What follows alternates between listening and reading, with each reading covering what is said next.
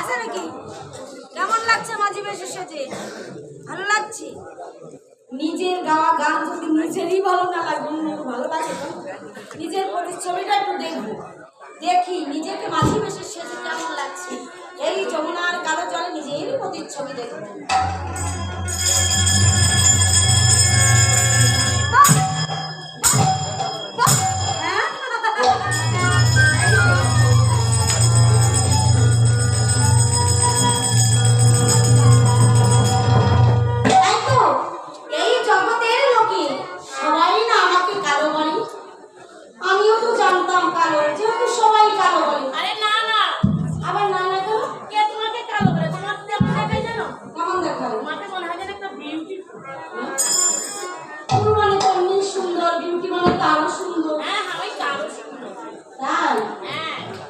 কিন্তু যমুনার জলে আমি কাকে দেখতে পাচ্ছি? এ যদি আমিই হব, হ্যাঁ, লোকে সবাই আমাকে কালো বলে, কিন্তু যমুনার জলে যাকে দেখতে পাচ্ছি সে তো কালো। আমার একটু ভালো করে দেখি, তাই না?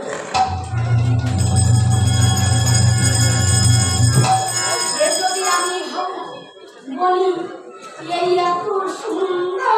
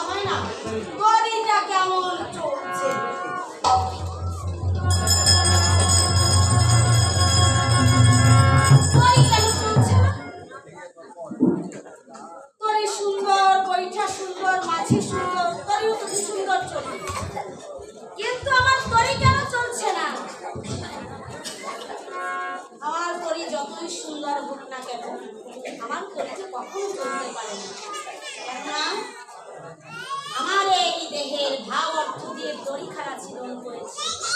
এই দড়িতে যদি রাধা নামের প্রেমের বাতাস না লাগে তবে আমার কেমন করে চলবে? শ্রীমতী রাধা রানী আমার প্রেমের গুরু, আমার প্রেমের গুরু, প্রেমের মহাজনের বাতাস যদি আমার চলতে না লাগে তবে তোরই কেমন করে চলবে? এদিকে শ্রীমতী রাধা নষ্ট সতী যমুনার তীরে এসে যখন উপস্থিত হয়েছে, প্রাণ গোবিন্দ দেখতে পেয়ে তাদেরকে উদ্দেশ্য করে বলেছে, বলি বলি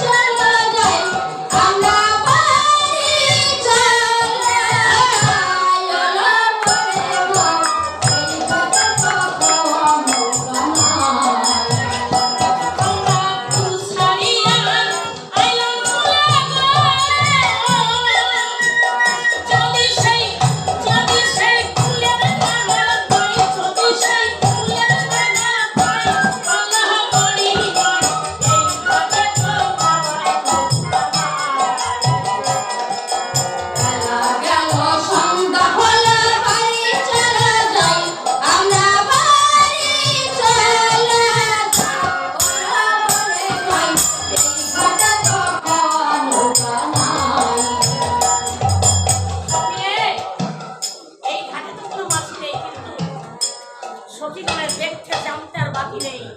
রাধারানীকে পরীক্ষা করবার জন্য ডেকে ডেকে বলেছে, রাধে এই ঘাটে তো কোনো মাছি নেই, চলো না বাড়ি ফিরে যাই। সখী, তোরা কেন আমার কাছে মিথ্যা কথা বলেছিস সখী? তোরা কেমন করে দেখবি? তোরা একটিবার আমার মাসিকে ভাবতে পাবে, তোরা দেখতে পাবি। সখী, তোরা ভালো করে তাকিয়ে দেখ, হয়তো মধ্য যমুনায় দেখা যাচ্ছে ছোট্ট আলোচনা মাঝে ছোট্ট তার তরি, তার রূপে যেন সারা যমুনাটা আলোকিত হয়ে গিয়েছে। সখী ভালো করে তাকিয়ে দেখ।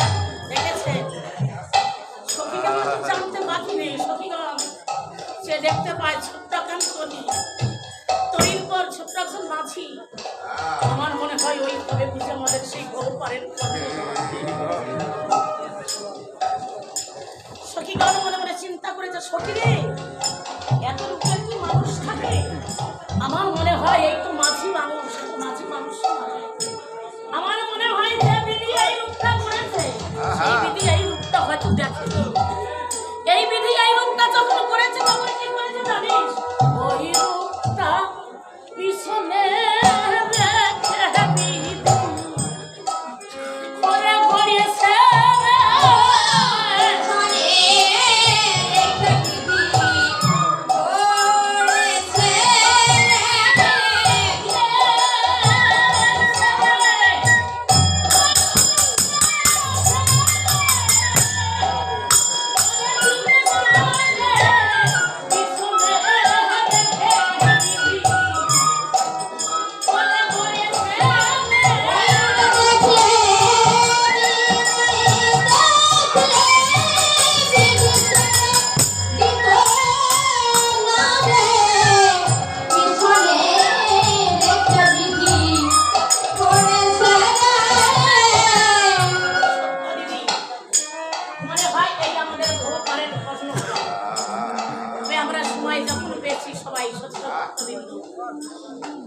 পাগল বিদায় তুমি বলেছিল, অদারি তোমার কাছে চাইবো না, তো আমাকে তো চাইবা জায়গা কই। তেমনি মতো সত্যই ভক্তগণ এই নৌকা বিলাস করেছিল, আমাদের মাঝে এসেছিল ঝাঁকে ঝাঁকে পাখি। মনাবী সরকার, মণিমোহন সরকার, ললিত বাবু এই শ্রীকৃষ্ণের নৌকা বিলাস করেছিলেন কোথায় জানেন? আমাদের গোপালগঞ্জ গোবরার আসরে মাঝি বাড়িতে।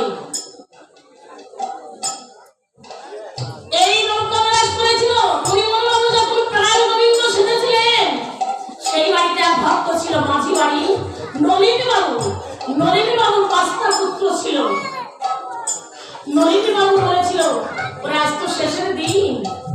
যখন এই নৌকা বিলাস হয়েছিল তার পুত্রকে দেখেছিল, বাবা তোরা সবাই আমাকে ঘিরে দাঁড়া। সবাই যখন ঘিরে দাঁড়িয়েছিল মাঝে হাতে করে নিয়ে সেই নলিনী বাবু ছিল জনমের মতো বিদায় নিয়ে চলে গিয়েছিলেন ওই শ্রীকৃষ্ণের নৌকায় উঠে। কিন্তু আমরা তো তেমনি মতো এত লাবণী নয়, আমরা মনে করবো লাবণী না, লাবণী নয়, আমাদের মনে হয় এই আমাদের ভগবানের কর্ণধর। যেদিন আমাদের দেহবিন্দার ছেলে প্রাণবায়ু উড়ে ওই তরুণীর খাওয়া ঘাটে গিয়ে দাঁড়াবে, সেদিন আমরা হয়তো ডাকার সুযোগ পাবো না। তাই আমরা সবাই মিলে যখন হিন্দু মুসলিম বৌদ্ধ খ্রিস্টান সম্মিলিত হয়ে এই পদাবলী কীর্তনের মাঝে এই লাবণী নয়, আমরা প্রাণ গোবিন্দকে পেয়েছি। তাই আমরা শেষের দিনের জন্য মাঝিকে ডেকে রাখবো। সময় যখন আমরা পেয়েছি তাই কেমন দিন হয়তো আমাদের আর জীবনে হবে না। ও মাঝি নাম ভিড়া